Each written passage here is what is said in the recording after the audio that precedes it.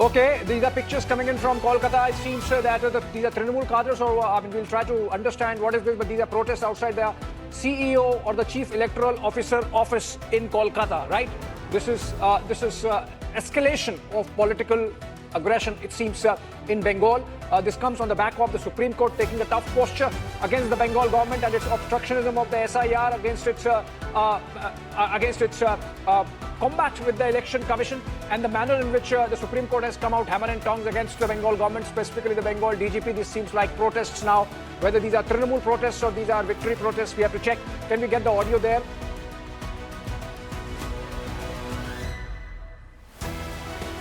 Okay, so obviously these are Trinamool protests because Kalyan Banerjee has made a statement saying, look, see how our workers would come out and protest, because this seems like Bengal under Mamata is going to take on the Supreme Court also. Harsha joins us live from the Kolkata newsroom. Harsha, over to you.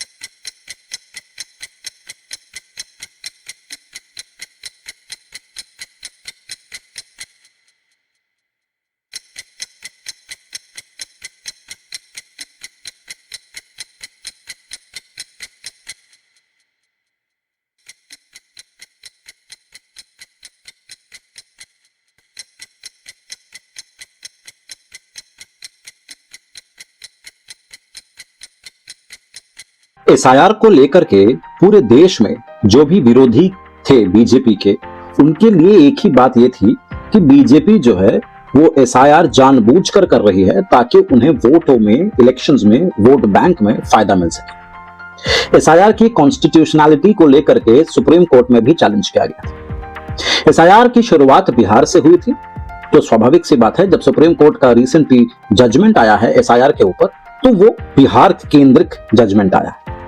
अब जाहिर सी बात है, जिस policy के basis पे SIR को बनाया गया था, जिस पॉलिसी के बेसिस पे एसआईआर को एग्जीक्यूट किया गया था, वो बंगाल में भी हो चुका है, वो बिहार में भी हो चुका है। तो स्वाभाविक सी बात है कि जो भी बिहार का जजमेंट आया है, उसी कॉन्टेक्स्ट में बंगाल का भी रिजल्ट आएगा, इसमें कोई दो राय नहीं है। अब सवाल ये उठता है क्योंकि रिसेंटली जो जजमेंट आया है वो बीजेपी के पक्ष में हुआ है, वो इलेक्शन कमीशन के पक्ष में हुआ है, जिससे ऑपोजिशन के लोग जो हैं उन्हें थोड़ी तकलीफ हुई है, इनफैक्ट काफी तकलीफ हुई।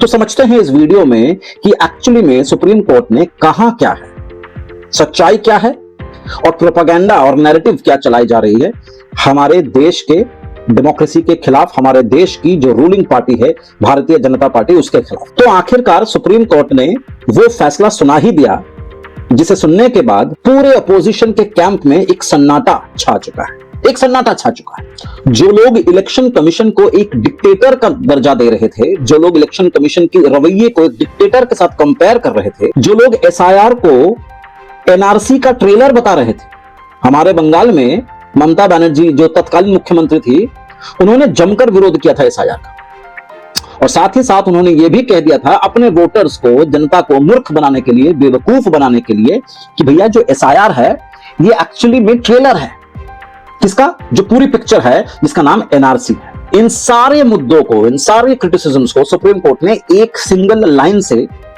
जवाब दे दिया है। और सुप्रीम कोर्ट ने कहा है कि डेमोक्रेसी सही मायने में तभी सक्सेसफुल होगी जब वोटर लिस्ट साफ होगी। There has to be a transparency and clarity with respect to the voters list. बिना उसके आप ये उम्मीद नहीं कर सकते हो कि डेमोक्रेसी हमारे देश में बहुत वाइब्रेंट है। इसी एक लाइन ने पूरे क्रिटिसिज्म जितने भी आ रहे थे चारों तरफ से, उसको ठंडा कर दिया है, उसको शांत कर दिया। और इस एक जजमेंट ने देश में चल रही पॉलिटिक्स को, या भारत के अंदर जो चल रही पॉलिटिक्स है उसकी जो नैरेटिव है उसको बदल कर रखा। क्योंकि अब सवाल सिर्फ इलेक्शन का नहीं है, अब सवाल डेमोक्रेसी का है। सवाल यह है कि क्या भारत की जो सो कॉल्ड वाइब्रेंट डेमोक्रेसी है वो एक फेक वोटर लिस्ट से चलेगी या एक साफ सुथरी ट्रांसपेरेंट वोटर लिस्ट पे भारत की डेमोक्रेसी चलेगी। तो नमस्कार दोस्तों, आज हम बात करने जा रहे हैं सुप्रीम कोर्ट के उस ऐतिहासिक जजमेंट का जिसको वाकई में बहुतों को इंतजार था, जिसने इलेक्शन कमीशन ऑफ इंडिया को दिया है full constitutional authority and power ताकि वो वोटर लिस्ट को साफ सुथरा बना सके, जिसके ऊपर भारत की डेमोक्रेसी टिकी हुई है। सुप्रीम कोर्ट ने एनआरसी जैसी चीजों को एक्सपोज कर दिया। सुप्रीम कोर्ट ने कहा है कि भाई एसआईआर और एनआरसी दो अलग चीजें हैं, आप इसको नैरेटिव को बंद करें, इसको मत मिलाइए। ये चीज भी क्लियर हो चुकी है। सिंपल लैंग्वेज में समझे तो एसआईआर है क्या? एसआईआर बेसिकली वोटर लिस्ट का शुद्धिकरण है। एसआईआर जो है वो क्या कर रहा है? वो वोटर लिस्ट में जितने भी जो नाम परिवर्तन होने हैं, जो लोग मारे जा चुके हैं, जो लोग माइग्रेट हुए हैं, जो लोग अभी उस मोमेंट पे उस एरिया के है ही नहीं, तो बहुत सारे ऐसे नाम हैं जो वोटर लिस्ट में ऑलरेडी हैं लेकिन वो फर्जी हैं। या तो वो मर चुके हैं, या तो वो माइग्रेंट हैं, या तो वो शहर या उस कॉन्स्टिट्यूशन को छोड़ करके हमेशा के लिए कहीं और सेटल हो चुके हैं। तो वोटर लिस्ट को दोबारा वेरीफाई करना, ये जो प्रोसेस है, इसको एसआईआर कहा जा रहा है। अब पता नहीं इससे क्या दिक्कत हो सकती है। भाई उन्हीं लोगों को दिक्कत हो सकती है जो लोग अपनी सत्ता इन फेक वोटर्स के जरिए चला रहे थे। क्योंकि ये तो जरूर मानना पड़ेगा कि पिछले 10 से 15 सालों में या तकरीबन 20 सालों में करोड़ों लोग माइग्रेट हुए हैं, डुप्लीकेट एंट्रीज भी बनी है, और इलीगल इन्फिल्ट्रेशन यानी कि घुसपैठिया, जो सबसे बड़ा मुद्दा था बंगाल की इलेक्शन में, उनका जो गलत तरीके से वोटर लिस्ट में नाम को पंजीकृत किया गया है, उसके नाम को जो एंट्री जोर जबरदस्ती वोटर लिस्ट में डाली गई थी सरकार के द्वारा, टीएमसी सरकार के द्वारा, खास करके पिछले 15 सालों से, ये बात आज पूरी तरह से साफ है। आज जब शुभेंदु अधिकारी की सरकार, बीजेपी की सरकार बंगाल में इलीगल बांग्लादेशियों को हटा रही है, और बांग्लादेशी जो भाग रहे हैं वो कैमरे के सामने आकर के ये बयान कर रहे हैं कि भाई वो 8-9 हजार, महज 10 हजार, किसी ने 20 हजार रुपए देकर, दलालों को पैसा दे करके इंडिया में चोरी छुपे रात के समय घुसे थे। কতদিন হলো, কবে এসেছিলেন? আমি এসেছি আমার 10 বছর বয়সে। যে সরকার আছে সেই সরকার আমাদের রাখবে না। আগের সরকার সরকার এরকম উৎপাত করি। Aadhaar card, ration card, PAN card, voter card হয়েছিল, একবার ভোট দিয়েছি, তারপরে ডিলিট করে দিয়েছে। কোন সালে ভোট দিয়েছেন? এই তো 24। রেশন ফেশন সবই পেতাম, সবই হয়েছিল, রেশনও পেতাম। হওয়া যাচ্ছে আমাদের সামনে তো তুলেও নিয়ে গেছে, এবার সেই ভয়তে আমরা চলে যাচ্ছি। এই যে ভোটটা দিলেন, ভোট দেওয়ার সময় কেউ বলেছিল যে এখানে ভোট দিতে হবে, ওখানে ভোট দিতে হবে? লোকরা আর কি, আমাদের যে আমরা যেখানে এরিয়াটাই থাকতাম, তো ওটা হচ্ছে তৃণমূল এরিয়া, তো আমার বাবা ওখানেই থাকতো, তো আমার বাবাকে বলেছিল যে এরকম আমরা তোমাকে সব ডকুমেন্টস করে দেবো, আর আমাদের একটু সাপোর্ট দিও। আমরাও থাকতাম, আমরা কিছু বুঝতাম না যে আমরা তো ওই দেশে থাকতে চাই, তো এর জন্য আমরা ওদের কথা মতো চলতাম। কে বললো যে ভোটটা তৃণমূলেই দিতে হবে? মানে আমাদেরই পাড়ার লোক সব, বললো এসে? মানে আমাদের পাড়ার সব তৃণমূল করে, তো বলছিল যে ভাই আমরা তো সব তৃণমূল করি, তো তুই তো আমাদেরই বন্ধু বান্ধব, ভাই বেড়াদার হোস, তো তুইও তৃণমূলে ভোটটা দিস। আগে তো তৃণমূল ছিল, এখন বিজেপি হয়েছে। এখন পুলিশের চাপ বাড়ছে, সব লোকজন মানে ওনারা সব বলছে যে এরা বাংলাদেশি আছে, এদেরকে তুলে নিয়ে যাও। পাশে অনেকজনকেই তুলে নিয়ে গেছে। এসব দেখে আমরা তো আর আমরা নিজের আর কি ভেতরে ভয় পাচ্ছিলাম। লোকালুকি না করে उनको सारी सुविधाएं दी गई थी, उनको राशन फ्री मिलता था, उनको एजुकेशन मिलता था, उनको यहाँ पे काम करने का सहूलियत था, और सबसे बड़ी बात, राशन कार्ड से लेकर के पैन कार्ड, आधार कार्ड, बैंक अकाउंट, इन सब के पास वो सारी चीजें थी। और तृणमूल कांग्रेस का नाम लेकर के उन्होंने कहा है कि सरकार, तृणमूल कांग्रेस ने उनको ये सब मुहैया करवाए थे। बदले में टीएमसी ने कहा था कि भाई आप हमें ही वोट दीजिएगा। तो इन तमाम चीजों को मद्देनजर रखते हुए एसआईआर वाज अ नेसेसिटी। कुछ लोग कह सकते हैं कि भाई इसका एग्जीक्यूशन और बेहतर हो सकता था, इंसानों को थोड़ी सहूलियत मिल जाती, कई लोगों को बहुत दौड़ भाग करना पड़ा, that is understandable, but the problem lies in the voter list. इस चीज से कोई आज की तारीख में परहेज नहीं होनी चाहिए किसी को भी इस चीज को मानने से। सोचिए अगर एसआईआर नहीं हुआ होता तो एक व्यक्ति कई सारे अलग अलग कॉन्स्टिट्यूएंसीज में वोट दे रहा होता, ऐसे कई सारे वोटर्स के नाम पे वोट पड़ जाते जो आज की तारीख में है ही नहीं, दे डोंट इवन एग्जिस्ट। और इलीगल इमिग्रेंट्स जो यहाँ पे घुसपैठ आए थे, वो हमारी देश की डेमोक्रेसी में एक अहम भूमिका निभा रहे होते। क्या हम ये चाहते हैं? मुझे नहीं लगता कि कोई भी भारतीय इस चीज से सहमति रखता होगा, हम में से कोई नहीं चाहता है। तो डेमोक्रेसी का जो खून है, जो हत्या है, जो मर्डर है, वो कर कौन रहा था? क्या बीजेपी कर रही थी जिसने एसआईआर के जरिए वोटर लिस्ट को साफ करने की कोशिश करी, या वो लोग कर रहे थे, वो पॉलिटिशियन कर रहे थे जो लोग वोटर लिस्ट को गंदा कर रहे हैं? क्योंकि वोटर लिस्ट के ऊपर ही डेमोक्रेसी टिकी हुई है। इसी मुद्दे पे जब पहली बार भाजपा ने एसआईआर को अनाउंस किया एज ए पॉलिसी, तो सबसे ज्यादा जलन किसको, सबसे ज्यादा शोर किसने मचाया? पहला कांग्रेस, फिर आरजेडी, फिर टीएमसी, और लेफ्ट की पूरी इकोसिस्टम ने, उनकी पूरी एक्टिविस्ट लॉबी ने, उनके कुछ स्यूडो इंटेलेक्चुअल्स ने, और अर्बन लिबरल गैंग जो है वो एकदम से एक्टिव हो। और नैरेटिव क्या बनाया गया कि भाई एसआईआर तो बस दिखावा है, असली खेल जो है वो एसआईआर के बाद एनआरसी से होगा, एसआईआर से कॉन्स्टिट्यूशन खतरे में आ सकता है, और इन सब बातों से वोटर्स को डराने की कोशिश कर रहे हैं। अच्छा एक बात बताइए, मान लेते हैं कि एसआईआर के बाद एनआरसी होता भी है, प्रॉब्लम क्या है? क्या हम नहीं चाहते हैं कि हमारे देश में सिर्फ भारतीय लोग रहें?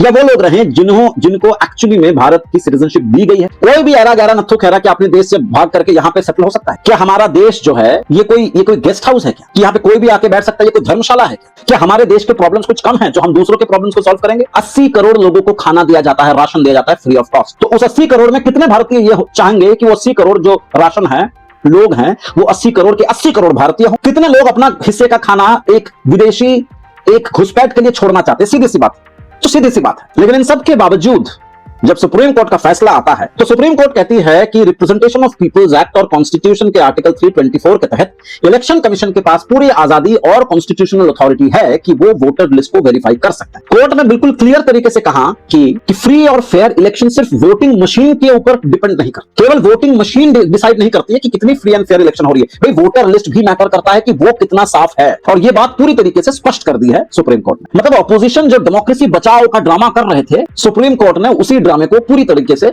एक्सपोज कर दिया। क्योंकि अगर वेरिफिकेशन से प्रॉब्लम है अपोजिशन को तो फिर और भी कई सारे गड़े मुर्दे उठेंगे और भी कई सारे ऐसे सवाल सामने खड़े होंगे जिसका जवाब देना अपोजिशन वालों के लिए बहुत ज्यादा मुश्किल की बात हो। उन्हें बताना पड़ेगा कि उन्हें एक्चुअली में डर किस बात का है और तब भांडा फूट जाएगा, तब सारी की चीज जो है तो सामने आ सकती है। अब सुनो असली धमाका। चीफ जस्टिस ऑफ इंडिया जो हैं उनकी बेंच ने कहा कि इलेक्शन कमीशन ऑफ इंडिया के पास कॉन्स्टिट्यूशनल पावर्स हैं, वो इलेक्शन भी कंडक्ट कराते हैं, वो वोटर लिस्ट को भी वेरीफाई कर सकते हैं, ये उनके दायरे में आता है। कोर्ट ने कहा कि इलेक्शन की प्योरिटी जो है वो डेमोक्रेसी के फाउंडेशन के ऊपर टिका हुआ है। और सबसे इंपॉर्टेंट लाइन ये कही गई कि इलेक्टोरल रोल की जो इंटेग्रिटी, जो ट्रांसपेरेंसी है, जो क्लैरिटी है, वो फ्री एंड फेयर इलेक्शन के लिए एक प्री एसेंशियल चीज है।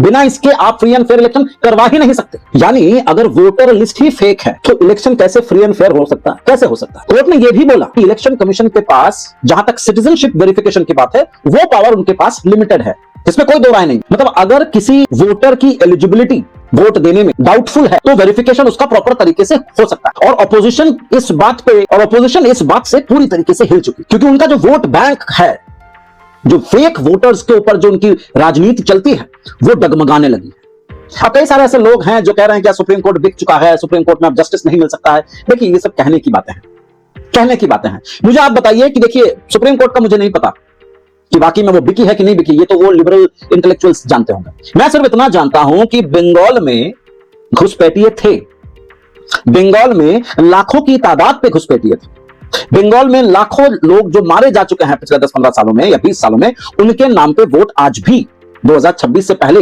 वोट्स उनके नाम पे डलते थे। और इसी वजह से इस बार टीएमसी को मुंह की खानी पड़ी है। बांग्लादेशी लोग ओपनली इंटरव्यू दे रहे हैं, तो जितने सारे स्यूडो लिबरल्स हैं उनको नहीं लगता है कि बांग्लादेशियों को भगा देना चाहिए था कई साल पहले, जिनको इन्होंने पाल पोस करके रखा था ताकि वो अपनी वोट बैंक का इस्तेमाल कर सके, उनको वोटों की तरह इस्तेमाल करें। बीजेपी दूसरी तरफ क्या कह रही थी? एसआईआर को लेकर बीजेपी ये कह रही थी कि हर भारतीय जो जेन्युइन इंडियन सर्टिफिकेट्स या डॉक्यूमेंट्स जमा कर सकता है, प्रूफ दे सकता है, उसके सारे अधिकार इंक्लूडिंग वोटर्स राइट्स पूरी तरीके से सिक्योर्ड होने चाहिए। क्या प्रॉब्लम है इसमें दिक्कत कहां है? क्योंकि एक फेक वोटर एक एक्चुअल इंडियन का वोट का अधिकार छीन रहा है, इतने सालों से छीना जा रहा है। और मैं फिर से आपको याद दिला दूं कि बिहार हो या बंगाल हो, ये सारे के सारे बॉर्डर स्टेट्स हैं, तो मामला सिर्फ इलेक्शन तक सीमित नहीं, इंटरनल सिक्योरिटी का भी मैटर, नेशनल सिक्योरिटी का भी मैटर। अगर इन सब चीजों को यहीं पे दबोचा ना जाए तो ये इन्फिल्ट्रेशन, ये घुसपैठिया जो है ये बढ़ते रहेंगे। इसीलिए बीजेपी शुरुआत से ये कहे जा रही है कि पहले वोटर लिस्ट को साफ करो, इलेक्शन अपने आप साफ हो जाएगा, पहले वोटर लिस्ट को साफ। और वही इस बार बंगाल में हुआ है, वही इस बार बिहार में हुआ। और सुप्रीम कोर्ट के इस वर्डिक्ट के बाद, इस जजमेंट के बाद बीजेपी को तर्क रखने का एक कॉन्स्टिट्यूशनल बैकअप मिल गया है, इसमें कोई दो राय नहीं। अब एक ऑनेस्ट सवाल मैं आपसे करता हूं, एक ऑनेस्ट सवाल कि अगर वोटर वेरिफिकेशन एक ट्रांसपेरेंसी को इंश्योर कर रहा है तो क्या ऑपोजिशन को किसी भी तरीके की प्रॉब्लम होनी चाहिए? ये पहला सवाल। जब आधार ऐड हुआ था तो भी मार्केट में ऑपोजिशन वालों ने एक पैनिक फैला दी थी। उसमें क्या देखा गया था कि भाई जितने लोगों का नहीं बन रहा है, या इवन एसआईआर में शुरू में जिनका नाम डिलीट हुआ था उनको फिर से अपील करने का मौका दिया गया था। यानी कि किसी भी तरीके की गैर कानूनी हरकत नहीं हो रही थी। क्या ऑपोजिशन को इस बात का डर था कि जो फेक एंट्रीज हैं वोटर लिस्ट में वो एक्सपोज हो जाएंगी?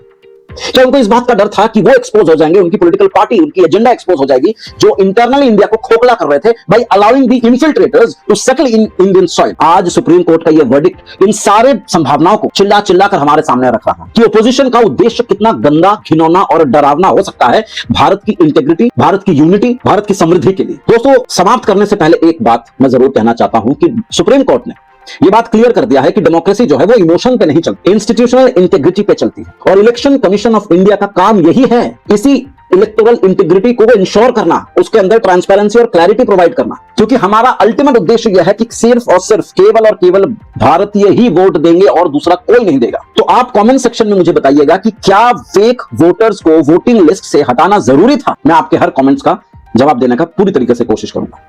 इस वीडियो को यहीं पर समाप्त करते हैं, मिलते हैं आपसे एक अगले वीडियो में एक नए मुद्दे के साथ। नमस्कार।